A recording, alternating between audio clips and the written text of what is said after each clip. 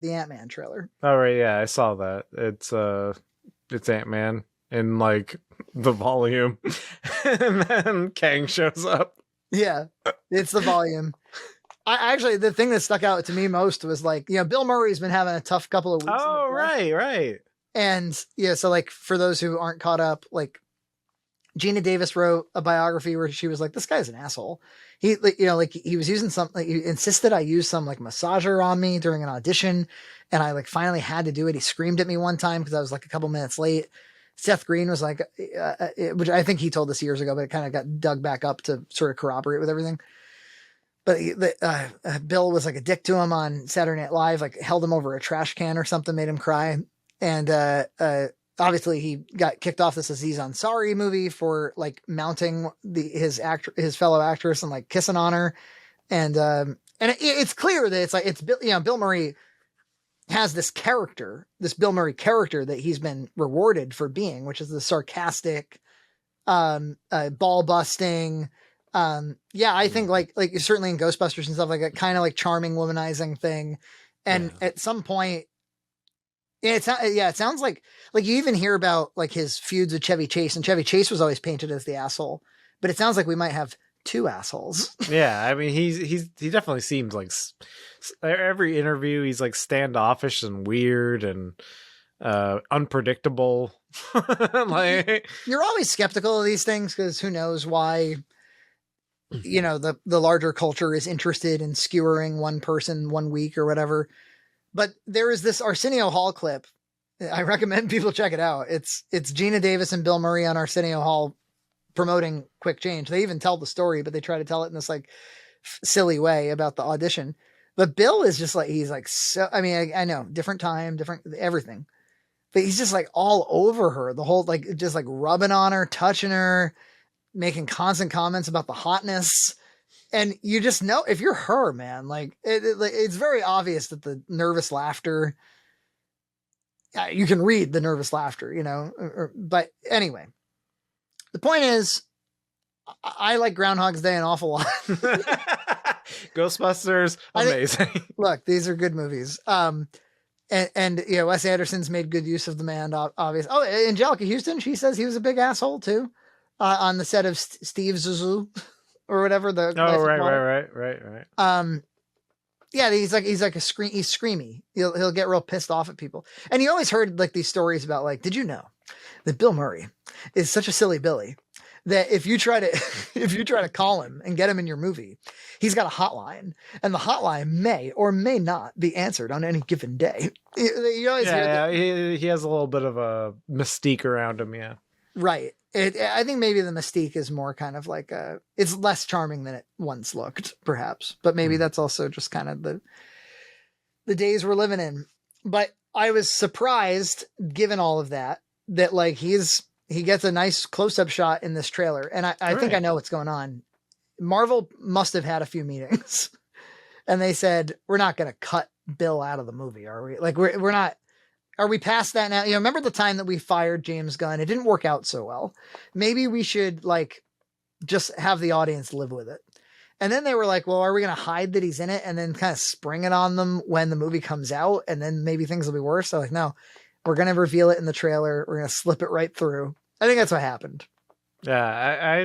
I barely know that there's any controversy over Bill. I'm aware that he's like weird and there may be some things about it, but I saw him in the trailer. I didn't think that until you just started mentioning all these things. But I don't have the baggage with that. He's just Peter Venkman, and I'm like, cool. There he is. A little bad for him because I bet like after a certain point, there was some story about like in New York, he like joined a snowball fight or something, and he like hit somebody like really hard in the face, and they were pissed until they realized it was Bill Murray, and then they thought it was hilarious. So there's like a point at which like he's rewarded for being this person, Right. You can kind of he's given a lot of license for the person that he is. And so how do you wield that license responsibly for a lifetime? That's the question.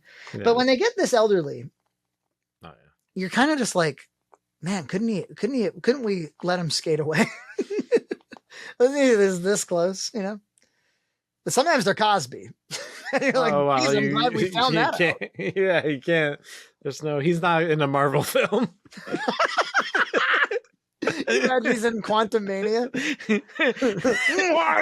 He's got like cloudy eyes and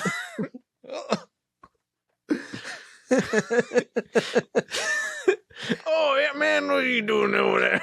The quantum zone says the dangest things. Oh man, make him Kang. I'm Future Kang. I got this little Ant-Man in the palm of my finger. Oh, It's like no. a pudding pop. They've often asked, how are we going to top Thanos? Boy, do I have a pitch. Actually, it's more like Kodak film. No, actually, it's like the no Coke. It'll be around forever. I was just like singing that song, that meme song from 2008, like to myself the other day, and Gloria was like, "What the hell are you singing?" Because I think she was looking at some Pokemon stuff, and I went Pokemon. She was like, "Why are you saying?" She's like, "Dad, it's Pokemon," and I was like, Oh, poking the man. "Actually, it's more like Kodak film." No, you see, kids listen to the rap music.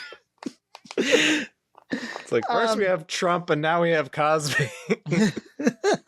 All of the cultural figures. I can be Thanos if you're Kang. Marvel Comics. Anyway, so Ant-Man trailer looks kind of whatever. And then they come out with the Guardians of the Galaxy holiday special. And I think it looks great. It does look very much shot on the volume. It seems that they've introduced James Gunn to the volume. Yeah, but I think the concept of, first of all, like the idea that one of their feature directors did a special that will then lead into a movie, that's pretty generous of James Gunn, and I think like great for the franchise. Yeah. I also loved Christmas with Hawkeye. I think I'm going to love Christmas with the Guardians. Kevin Bacon. And just the concept of like, like we've been referencing Kevin Bacon for like 3 movies, and now he'll be like essential to the plot. And I saw a poster that was like Drax and the Mantis. They're like kind of like passed out like on Christmas night, or there's this excellent episode of Twilight Zone, Christmas Twilight Zone, about like a Santa who's an alcoholic who like sort of becomes the real Santa basically. And I don't know, the drunkenness on Christmas like reminded me of that somehow. Yeah. So I think that's going to be very good. And Drax has like a sweatshirt now, so he doesn't have to have his shirt off all the time. It looks like he maybe gained a pound or 2. Yeah, Batista. Yeah. I think Batista's like, how long am I going to like dehydrate my muscles and like eat nothing but chickpeas and stuff? Just let him wear a sweatshirt. Yeah, totally. Just let him wear a sweatshirt. Let him wear a sweatshirt. It's perfectly fine.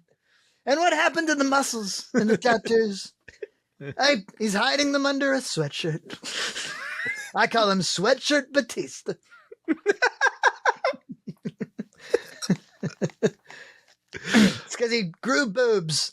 Booby Baptista. It's Batista, not Baptista. But then that same day that the Guardians trailer drops, we get the big news.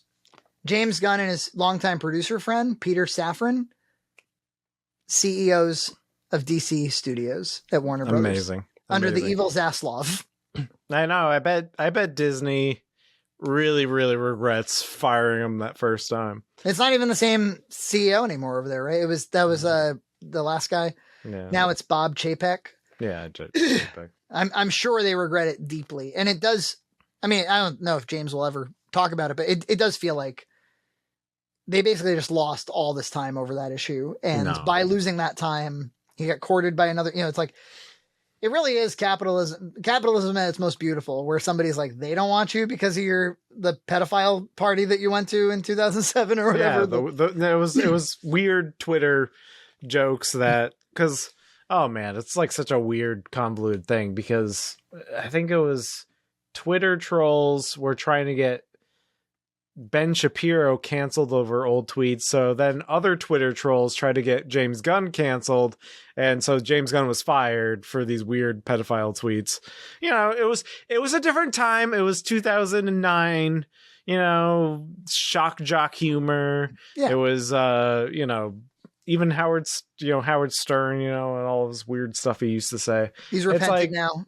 He won't go outside because of COVID, just like James Rolfe. He repented. And so, you know, he was fired for those weird, edgy jokes. And so that were dug up by trolls. You know, and then Disney, I think Disney regretted it like immediately. You think so? I think so. I think it was like the second. I don't even, because wasn't it like, who was it that there was somebody who fired him without the chain of command? I don't even think it was like he got like Feige wasn't in on it or something. Or yeah, Bob Iger wasn't in on it or whatever. Yeah. And who was it? What was the name? And I think so. I think he was kind of reprimanded for that. I mean, you got to give this guy credit, James Gunn. He took an entirely unknown comic property and made it into $1 billion franchise. Yeah. And yeah, Ant-Man's not a $1 billion franchise, you know? Like, yeah, Guardians 1 and 2 are so good. And yeah, I mean, would there even, because there's like a video game about Guardians of the Galaxy. There wouldn't be a video game about Guardians of the Galaxy if it wasn't for this. He understands the right balance of kind of the chaos with the emotions, and he finds, you know what, if you still are the kind of person that buys a Blu-ray, or if you are the kind of person who knows how to download a commentary track, listen to James's commentary tracks for Guardians 1 and 2 and the Suicide Squad, actually, but mostly 1 and 2, because he talks about the story writing a lot. It gives you a ton of insight into you know, I love a lot of what he has to say. I think it's spot on. And it's kind of funny because it does feel like with all the content that has to get created now, like they keep bringing in B and C and D teams to do this stuff. And he somehow, you know, like in terms of guys you can hire to do franchise stuff, he just keeps rising to the top. He just keeps being the guy that you want. So much so they were like, can you just be in charge of the whole thing? Yeah. And I think that's a great idea. And, you know, I haven't seen Black Adam, but it seems like audiences like it. And they introduced, spoilers, Henry Cavill's back as Superman. Yeah. And I think you need that. I think you need this and he's obviously with the Peacemaker and the Suicide Squad. He's kept within that universe. I think you need to just keep cultivating that universe, keep building that brand trust. And I think he understands that. And I think he understands the story behind it. And I think that's a good idea. I think what's going to happen is I think there's not going to be the Batman 2. I think that's going to be gone because I think so. I think that's they said, like I heard somewhere that it's not, at least until 2025 there won't be the Batman sequel, and I think that just means it's going to be pushed off indefinitely. I think they're going to start just whittling down on this, keep salvaging the Snyderverse. And what I keep hearing is that this Warner Discovery merger, somehow the merger itself cost many billions of dollars to make happen. And between that and unsuccessful properties or something, they have like a many billions of dollars to bridge a gap. And so like, it's basically this new CEO's job to like make up for that gap, which includes a lot of like, we got to do things right. We got to nail it. We got to secure the finances of this company long-term. And the CEO thinks that Marvel is lackluster, and they want to capitalize. I say do it. Now's the time. On Marvel's missteps, and just make strong, like get rid of all the like peripheral stuff, all the politics. Just make solid superhero movies, and just capitalize on that misstep. And hire James Gunn, obviously, who's brilliant. Yeah. Yep. Yeah. So, you know, and I've heard some people be like, yeah, but I don't really like James Gunn's sensibility about this thing or that thing. I'm like, well, keep in mind, there's a difference between writing a story and even directing a film and directing other directors. I mean, like James Gunn's not, you know, he's he loves cinema and he loves the art form, and he's not going to, if he hires a director who's very different from himself, which I think is something he'll probably do lots of times. He's going to want to bring out in that person their strengths. That's what good leadership is. So I think they hired him not just because he's an amazing creative, but I think he has probably exhibited amazing leadership on these projects too. Yeah, like leadership that they haven't really seen elsewhere. Yeah, and maybe even Peacemaker was I wasn't a huge fan of Peacemaker, but Yeah. I think it had a consistent tone throughout. Right. I think it had good overall like a themes to it, so that were very James Gunn, and that he had good leadership over it. I think that was kind of a test bed in a way. Isn't it funny that The Rock and John Cena are now basically like tentpole characters in the DC universe? Yeah. That's funny. I mean, they are like the superheroes of our real world, basically. I mean, like, right. WWE is a great like talent pipeline for this sort of thing. Yeah. So great choice. I think bringing back, Cavill's a really strong. He hasn't really gotten to be in all that strong of a movie. Maybe outside. I mean, even the Snyderverse, the Snyder Cut of Justice League is a good movie, but he's not in it much. So it's a shame that he hasn't really been able. But like, if what you're looking for is not necessarily, I'm sure they will make a Man of Steel 2, is what it's going to turn into. But sometimes, like, I'm sure we can think of characters in Marvel where they didn't necessarily have a perfect movie, but it's great to have them there. Like, Doctor Strange 1 is pretty good, but to me, it's not like an A+, like where like some of the other ones are. But having Doctor Strange as a through line in all of these movies is an extremely valuable asset to Marvel. So just I like Henry Cavill. I think he, like with the Witcher series, he's very like so enthusiastic. He brings such a good charisma to it. And I think having him as Superman, and it would be nice to have a nice optimistic Superman for once with him as the helm, because I think he just has such a good look to him. He's beautiful. He's a beautiful chiseled man he looks like Superman. So right. Yeah. So the Batman question is a good question because, well, Affleck he's been signed on for 3 movies, so he's gonna show up. Yeah, for more movies. I believe so. I where did I hear that? I don't know, but yeah, I think he's coming. He's coming back for at least 3 more movies. Well, then the only explanation is that the Batman will just be its own universe. It probably can function properly on its own, honestly, without causing brand confusion. Clearly, Joker, Lady Gaga, that's going to be its own universe. They'd be stupid not to. I mean, that's money. I mean, I'm going to be at that movie day one. I don't know what it is. It's in French or something. I don't know. I'm showing up. Whatever Joaquin Phoenix wants to do, I'm going to watch him with intrigue. Yeah, that's going to be great. I'm very excited for that. Whatever that is. I really, like not every second of that Joker movie is perfect, but it sure is a great ride. It's a really, by the time you get to that talk show scene, we've talked before, I think that the way to end that movie, the way that it's kind of like a cool art movie, would be like after he kills Murray. You don't need any brutality after that. I think the killing of Murray is on live television, that threat now that he now poses to the public, is the place to leave the movie. That's the note to end on. That would have felt like a 70s movie, bam. But whatever. I just think by the time you get to that talk show, if the whole point was to get me to a place where I'm very nervous about what this character is going to do next, I'm there. I remember my heart racing in the theater. No, yeah, I did. My hands were clammy. I was just like, what is this guy going to do? And just the way they lead you into that. And even like Robert De Niro's bringing it too, is like, just seems very like, almost like fake sympathetic toward this guy. And it's a different kind of horror than I think we're normally served, which is like, and yet one that we can all relate to, which is like, I'm in a vulnerable situation with an unpredictable person.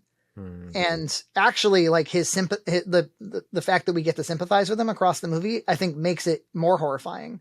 Yeah. Because you're like, please don't do this. Like, this is the worst side of you. This is not the side to embrace, so you're sort of like begging him not to, and you also know he's fully capable of it. especially like that scene prior where he killed the guy with a knife, Yeah. in the apartment. Yeah, it's just what I thought Joker was like one of the best things to come out of. I mean, I guess I like Logan. I like Joker. I like these really tough superhero movies. Yeah, for adults. For adults. So. For kids, Subscribe to Red Cow Entertainment on Patreon for full episodes every other week.